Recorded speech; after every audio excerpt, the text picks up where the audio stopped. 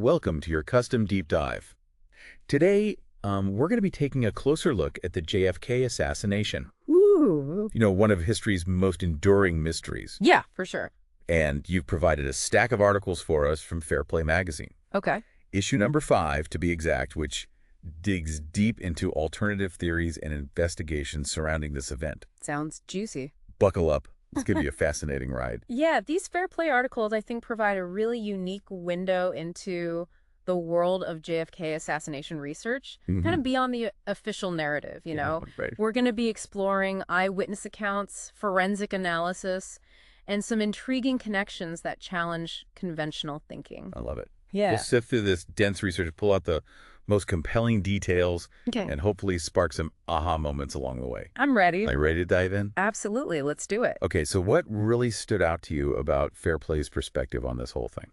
Well, I think they're clearly skeptical of the Warren Commission's findings. They seem very dedicated to examining all this evidence and reaching their own conclusions. Independent of the official story, yeah. So it seems like they're particularly interested in the Assassination Records Review Board.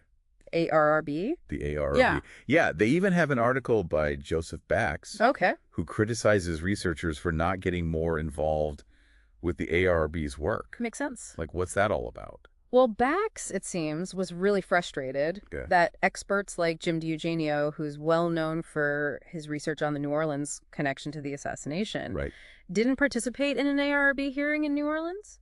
Interesting. Things like a missed opportunity to bring in some of those alternative perspectives that Bax is so passionate about. I see. So Bax himself took a trip down to New Orleans. What did he find? He did. He found quite a bit, actually. Oh. He found Hale Boggs' papers at Tulane University. Wow. He found some information connecting Clay Shaw to restored buildings in the French Quarter, Ayton Oxner's papers at the Historic New Orleans Collection, and Jim Garrison's papers at the New Orleans Public Library. Wow.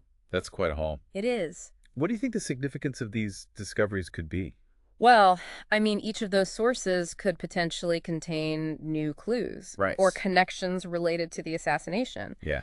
It really just highlights the importance of digging deeper and exploring every possible avenue. And speaking of uncovering new information, the ARRB hearing itself kind of revealed some concerning discrepancies, right? Absolutely. Like what? There were conflicting accounts. Missing records, just a general sense of disorganization that really raises questions about the thoroughness and reliability of the original investigation. So, for example, District Attorney Jim Garrison's records were described as incomplete. Right. And isn't he the same Jim Garrison who Bax was upset with for not participating in the ARRB hearing? You know what? That's right. The irony is not lost here. Garrison's own records being incomplete certainly doesn't help his case or credibility. Okay, so what other records were missing?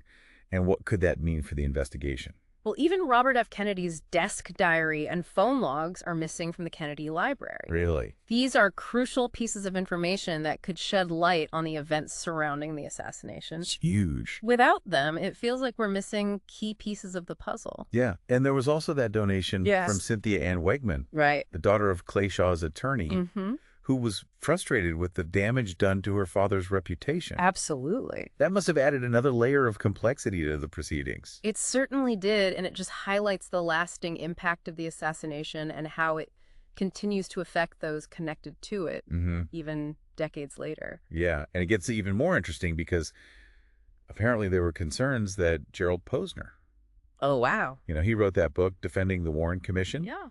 Might have discouraged people from sharing certain information with the ARRB. That's a serious accusation. Yeah.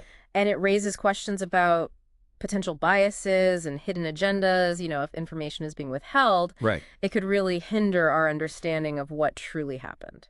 It's fascinating how every little detail seems to add another layer of intrigue to this whole event. It really does. So let's shift gears a little bit and dive into the medical evidence. Okay.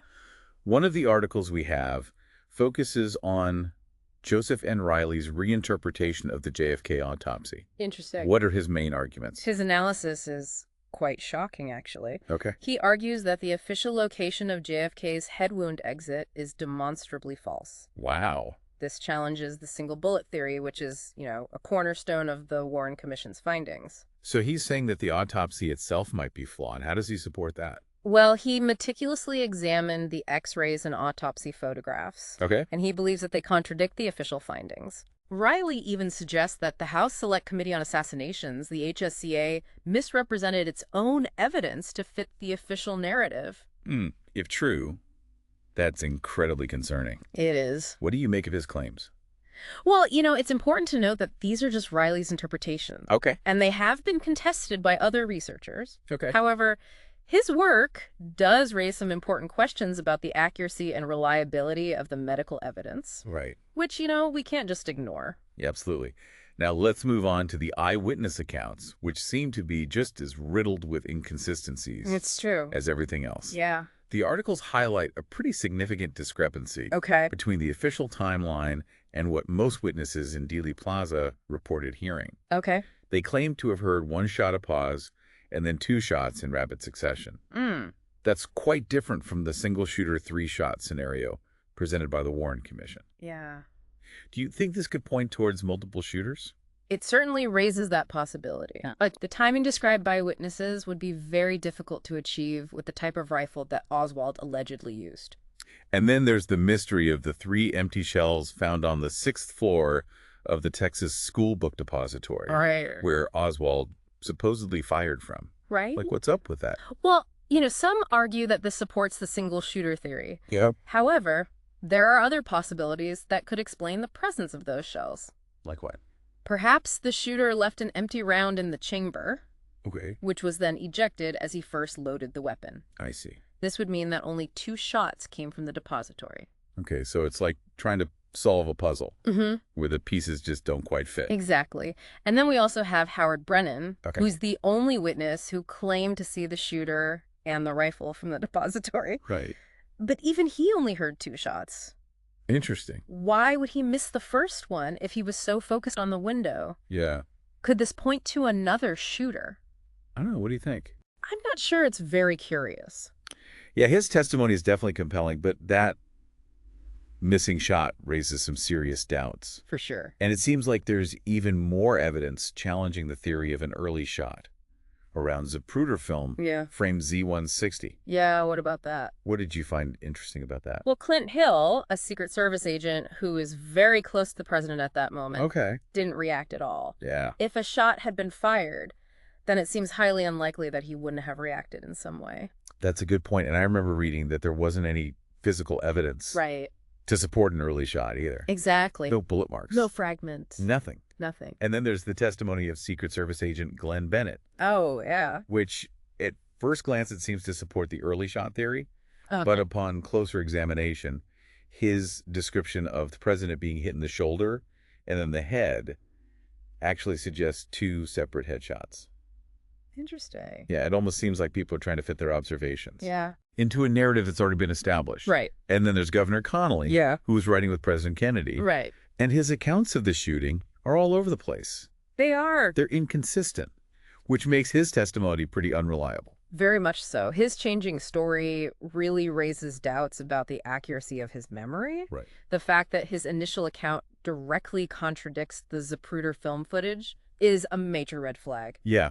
And Fair Play also debunks the theory that Rosemary Willis's reaction is evidence for an early shot. Oh, yeah. She was that young girl in the crowd who turned towards the depository around frame Z160.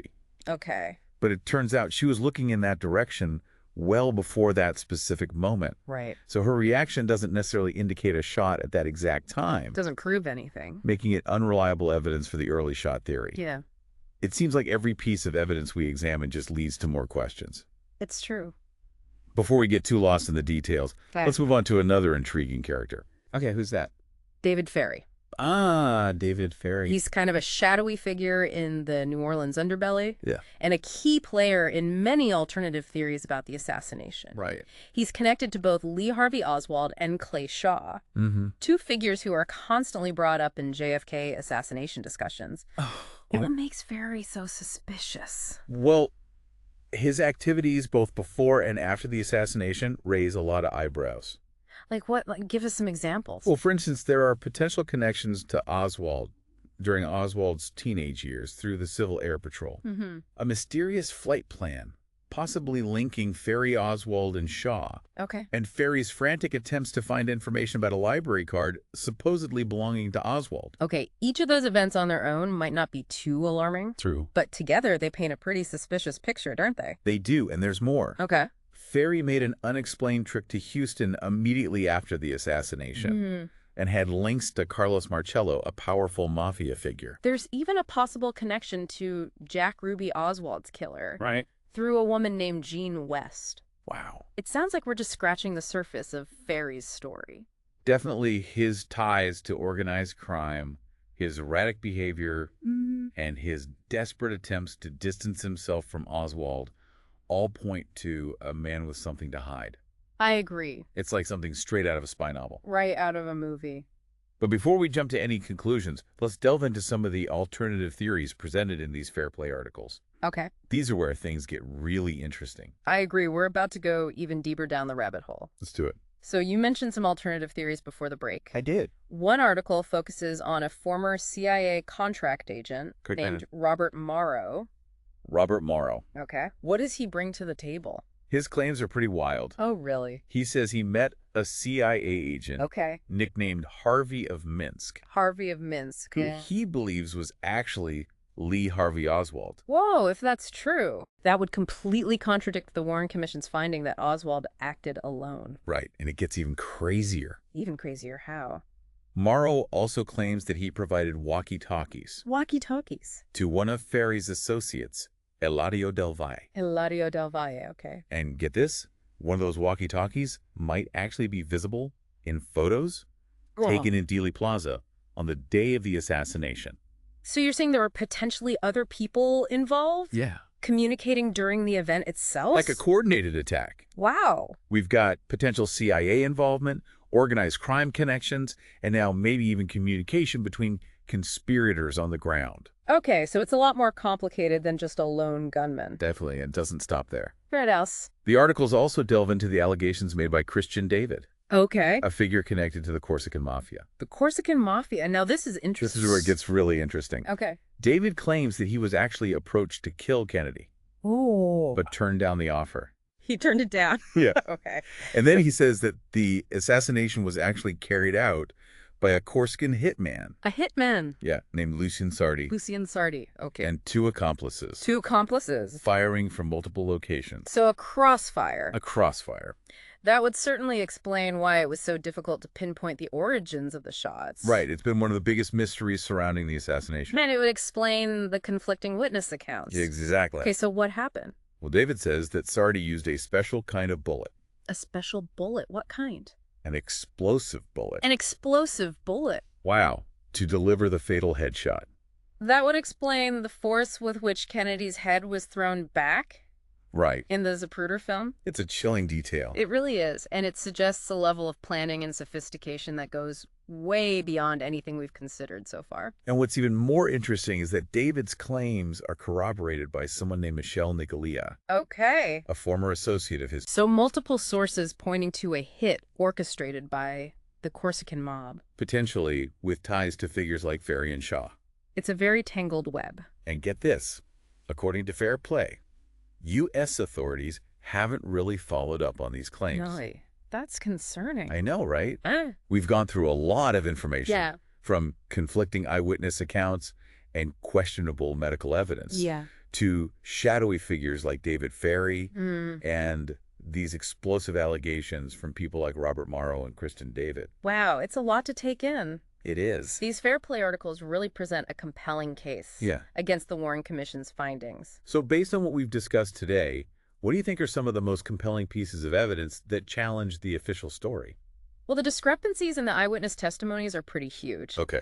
The fact that so many people heard a different sequence of shots than what the Warren Commission concluded is really hard to ignore. Right. And the inconsistencies in the medical evidence. Yes, particularly those highlighted by Joseph Riley are very compelling as well. Right. If the official autopsy is flawed, then it really does throw everything into question. Exactly. And then you have those mysterious figures like David Ferry with their connections to organized crime. Yeah. And their suspicious activities both before and after the assassination. It makes you wonder how deep this conspiracy might actually go. It really does. Yeah. And we can't forget the claims made by Robert Morrow and Christian David, Right. which, while controversial, Yes. offer completely different perspectives on the assassination Right. and those who might have been involved. Those are not just random conspiracy theories. Right. Those are claims made by people who were allegedly involved in some capacity. Yeah. Either directly or indirectly, and their stories, Right. even if only partially true, Yeah. could completely change our understanding of this historical event. It's mind-boggling to think about all the different possibilities. It really is. And the potential implications if any of these alternative theories turned out to be true. Yeah, and it's important to remember we're only scratching the surface here. Right. There's still so much information out there hidden in archives, private collections, and maybe even classified documents. So what does all of this mean for someone who's trying to make sense of this complex event? Well, I think the most important takeaway is that the JFK assassination is far from a closed case. Oh. The evidence is far more complicated and contradictory than what's presented in the official narrative. So you're saying people shouldn't just accept the Warren Commission's findings as the absolute truth? Exactly. I encourage everyone to approach this topic with an open mind. Okay. Consider the alternative perspectives and draw their own conclusions. Based on the available evidence. Precisely. It's like you said earlier, we're all detectives in a way trying to piece together the truth from this fragmented and often unreliable puzzle. And who knows, maybe one day, with enough digging and with the release of more information, we'll finally be able to solve this enduring mystery. Yeah, it really makes you think about how much information is out there, It does. and how different perspectives can really change our understanding of history. Right. Like, what other events might have more to them than we realize? Yeah, you hit the nail on the head. This deep dive into the JFK assassination, I think, is a great reminder that we should always question what we're told and be open to those alternative viewpoints. So what do you think about all of this? Are we looking at a massive cover-up, or are these just elaborate conspiracy theories? Well, that's the million-dollar question, isn't it? Yeah. It's impossible to say for certain without access to all the information, including those classified documents that might still be hidden away. It's so frustrating, right? Like having this puzzle with missing pieces. Yeah. You can see the general picture, but there are these gaps that make it impossible to know for sure. Exactly, but I think that's what makes this whole subject so fascinating. It's a puzzle that continues to intrigue and challenge us even decades later. Definitely makes you think. So for our listener who's been on this journey with us, what would you say is the biggest takeaway from all of this? I'd say the most important thing is to keep an open mind. Okay. Don't just accept the official narrative as the absolute truth. Do your own research, explore the different perspectives, and come to your own conclusions. I completely agree. And what would you say to someone who's hesitant to delve into those alternative theories? Yeah. Some people might just dismiss them as outlandish or just plain crazy. I understand that skepticism, but I think it's important to remember that history is written by the victors, and there are always multiple sides to every story. Right. Sometimes those alternative theories, even if they sound a bit far-fetched, can actually lead to new discoveries and a deeper understanding of the truth. It's like that saying, follow the breadcrumbs no matter how small or strange they may seem. Yeah. You never know where they might lead. That's a great analogy. And in a case like the JFK assassination, where there are so many unanswered questions and inconsistencies, those breadcrumbs could be the key to finally unlocking the mystery. It's been quite a journey, hasn't it? From examining the evidence and scrutinizing the official narrative. It has. To exploring these shadowy figures and mind-blowing alternative theories. Yeah. I feel like we've just scratched the surface of this complex event. I agree. It's been a very thought-provoking deep dive, and I hope it's inspired our listener to continue exploring this fascinating subject. Yeah. Who knows, maybe they'll be the one to uncover that missing piece of the puzzle that solves this enduring mystery once and for all. Well said. And on that note, we've reached the end of our deep dive into the JFK assassination. It's a subject that continues to fascinate and frustrate in equal measure. But one thing's for sure, the truth is out there somewhere. Keep searching, keep questioning, and never stop seeking the truth. Thanks for joining us on this deep dive. Until next time, stay curious.